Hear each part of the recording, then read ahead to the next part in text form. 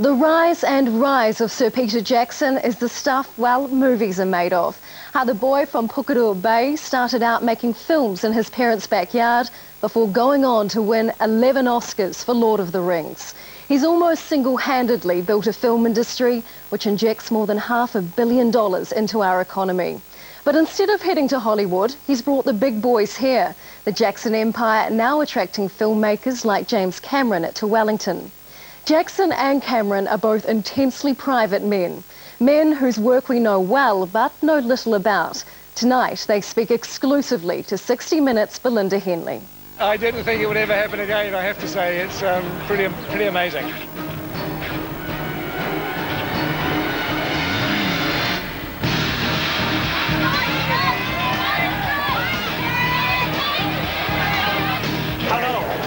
The childhood dream of one man has forever changed the face of New Zealand.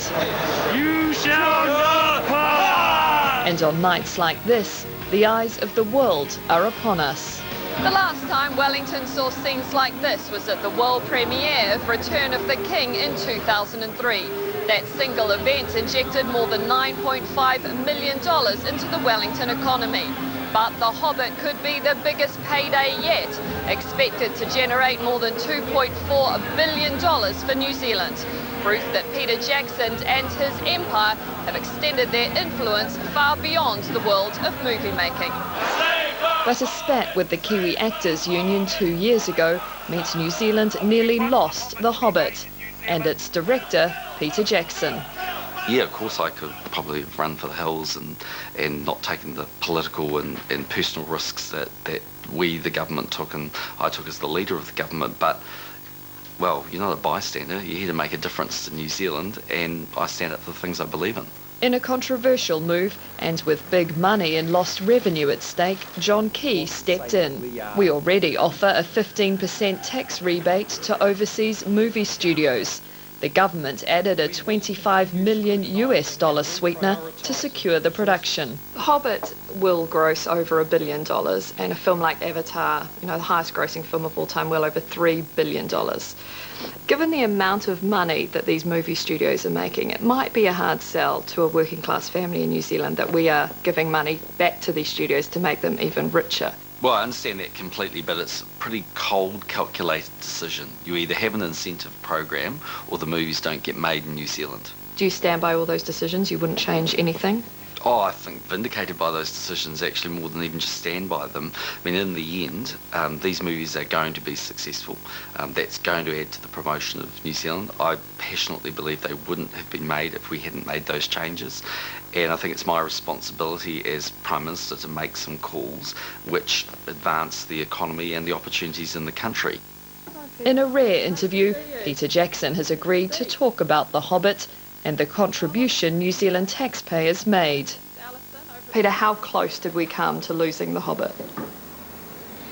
I mean, we came very, very close. It was, it got to the point that Warner Brothers sent us a box of location photos that they had taken. They'd sent out a location scout to England and Scotland. They were gearing up, for the prospect of it shifting overseas. How did that make you feel when you saw those photos of locations in England and Scotland where you must have had such a clear vision in your mind of it in New Zealand? Made me feel pretty sick. Yeah. I mean, part of me couldn't quite believe what was happening. It was like a sort of a nightmare that had gotten out of control. And if the movie had left our shores, Jackson would have gone with it. I had committed to the movie, and my job was to direct the movie, and I can direct it in England as well as I can direct it here. That wasn't really the issue, but I couldn't believe that New Zealand appeared to be shooting itself in the foot, shooting your toes off for no apparent reason, really. I think there's a misperception that somehow the government writes out a check for, I think it's 68 million New Zealand dollars is the figure with The Hobbit. The way that the tax rebate system works is that if an overseas studio, in our case an American studio, Warner Brothers, comes to New Zealand, every dollar that it spends in the country, it has to be the dollars that it actually puts into the New Zealand economy. That's subject to a tax rebate, which is basically a refund of 15% in the dollar. With a helping hand from the New Zealand taxpayer, The Hobbit was saved, and the rest is history. Its impact cannot be underestimated. Visitor arrivals to Wellington are up 50%. At its peak, more than 3,000 people worked on The Hobbit. The 3 films will inject more than $2.4 billion into our economy. You can't talk about the film industry without talking about Peter Jackson. It's a bit like talking about mountaineering and not talking about Ed Hillary. And from time to time you get people that just kind of change the shape of the country and the way we're viewed, and they put us on an international stage. At 52, Peter Jackson's success has brought him wealth, fame, even a knighthood. An intensely private man, he's become public property, but is famously unaffected by it all. Is there one insight into Peter Jackson? Is there one thing you could tell us about yourself that people would be surprised to hear? Well, I know just how boring I am. I mean, I don't go base jumping and parachuting in my spare time. I lie on bed watching movies and reading a book. He may insist he's boring, but Jackson's success has become something of Kiwi folklore. Peter Jackson. He made history in 2004, winning 11 Oscars for his final installment in the Lord of the Rings trilogy, films which grossed almost $3 billion at the box office. He's now returned to Tolkien and Middle-earth for The Hobbit. Did you ever imagine in your wildest dreams that it would become as big as it has? No, I mean, everything that we did was really just a film building on the previous film and hoping that you were going to be able to make the next film. I mean, you never have a long-term plan. I never have a 5-year, 10-year plan. You just stagger from one movie to the other. And obviously, in our situation, the movies got, progressively larger, more ambitious, which I guess is the way they probably should. In an ideal world, that's how it should work. Jackson's empire includes some of the world's best film facilities: Weta Workshop and Digital, Stone Street Studios and Park Road Post. His personal worth is around $500 million. As much as this growth and what we see now is about you as a filmmaker, it's also about being a very smart businessman. I'm a terrible businessman. I mean, I really am. It's not of a great deal of interest to me. I mean, I'm a guy who makes movies.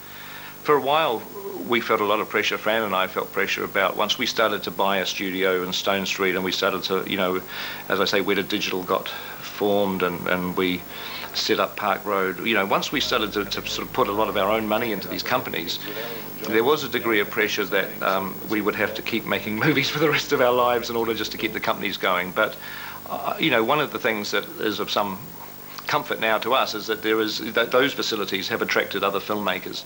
Filmmakers like Hollywood heavyweight James Cameron. He's a genius filmmaker, there's no question about it. And he's a great pioneer in filmmaking, I think on the same level as, say, George Lucas, who created so many new things for the business, just because he imagined them and needed to see them happen. Cameron is the man behind the 2 biggest grossing movies in box office history, Titanic and Avatar. He was reportedly Hollywood's top earner last year, but crafted his latest movie in Wellington. There's a slightly different spin to Peter's story, which is that he's actually created a business here, a kind of a filmmaking economy here in New Zealand that didn't exist before. Peter never really kind of went to Hollywood. He brought Hollywood here. And nobody else has ever done that. How big a part do those financial incentives play in a decision in terms of where you're going to make a film? It's huge. I think it's very significant. There are other countries and even states within the United States that offer different incentive schemes, and we analyze them very carefully. Because they may only be whatever it is, 12% or 14% or 15%, depending on where you're going or where you're planning on going. But if you're making a big picture, it's a very large absolute number at the end of the day. Right now, New Zealand's very competitive. It's a very attractive scheme, and of course, it's important for the government to maintain that and assure people that that'll still be there past administration changes and things like that.